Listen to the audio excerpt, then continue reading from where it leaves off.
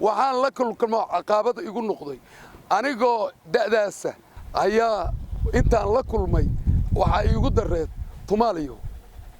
inkastoo bulshadu uu ku dhex nool yahay oo kala kulmi jiro faquuq haddana ma joojin shaqada uu hayo bulshadiisa tumista biraha iyo waliba sameynta gawaarida halkan ayaa ah goobta uu ka shaqeeyo ugaas Maxamed Maxamuud Tarabi oo ku magac dheer Caruuf ahna qofka aan maanta sheekadiisa idin soo gudbinayno hadduu Ilaahay yiraahdo sidoo kale nabadoon Caruuf sidoo uu sheegay waa xeel dheere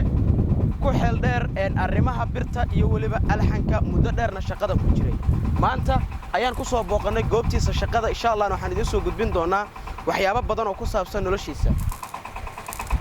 السلام عليكم وعليكم السلام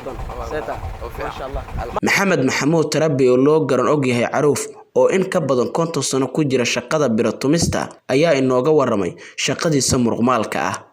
waxa la yiraahdaa magacayga ugaas Maxamed Maxamuud Tarabi oo ka soo jeeda beelaha farsamada ama tumaalada waxaan ka shaqeynayay 71 ayaan waxaan galay horta yaryaraantaydii ayaa wax la soo baray aabahay baa waxay soo baray nabadoon guudna ahaa Maxamuud Tarabi ayaa soo baray iyo Siciid Tarabi oo labaduba laba garaash oo waaweyn lahaa ayaa soo baray markay soo bareen aniga ilaa intaas waxaan soo galay haddana 71 ayaan waxaan soo galay shaqooyin waxaan galay shaqada birta oo baabuurta haamanka la duubayo haamanka sidooda loo sameeyo muxuu ahaa alaabta kale oo la sameeyo farsamo yaqaanadu ay sameeyaan oo shay walba ka kooban Maxamed Maxamuud Tarabi sidoo uu inoo sheegay waxa jira dhalinyaro badan oo gacantiisa wax ku baray haatan ku shaqeysta xirfadiisa oo kale aan ku jira 58 sano shaqada ku jira inta aan wax baray ilaa 6 garaash ilaa 7 garaash oo waaweyn dadkii joogay waxbaan baray haddana waa u shaqeeyaan Soomaaliya kuwa kale oo aan garaash lahayn oo aan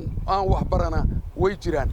Maxamed Maxamuud Tarabi oo loo garan og yahay Caruuf ayaa inoo sheegay intii aan ku guday jirnay diyaarinta sheekadiisa inuu caqabado kala duwan kala kulmay bulshada uu shaqada u hayo anigoo da'daasa oo ummadda Soomaaliyeed farsamo u haya oo wax walba soo maray oo wiilashayda iyo gabdhahayga intaba aan wax quura la arag oo aad iyo aad Ilaahay qurux ku manaystay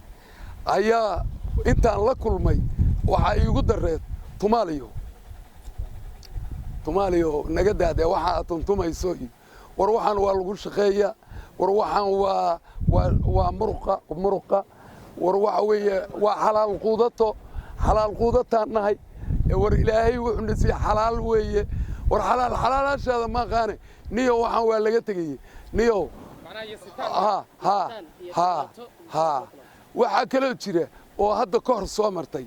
inkastoo hadda dadku aad moodo inuu soo hormarayo oo uu soo marayo ayadoon wax naga qurxoon ama wax lageedan aan la arag ay waxay ku leeyihiin tumaalka gabadhiisa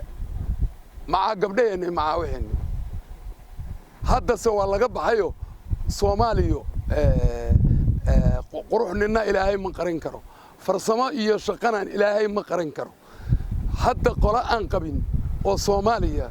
ugaas Maxamed Maxamuud Tarabi oo loo garan og yahay Caruuf ma aha biratumo oo kaliya ee waa ugaas karta loo hoos fariisto inta isku timaado waxaan aniga ugaas ogolay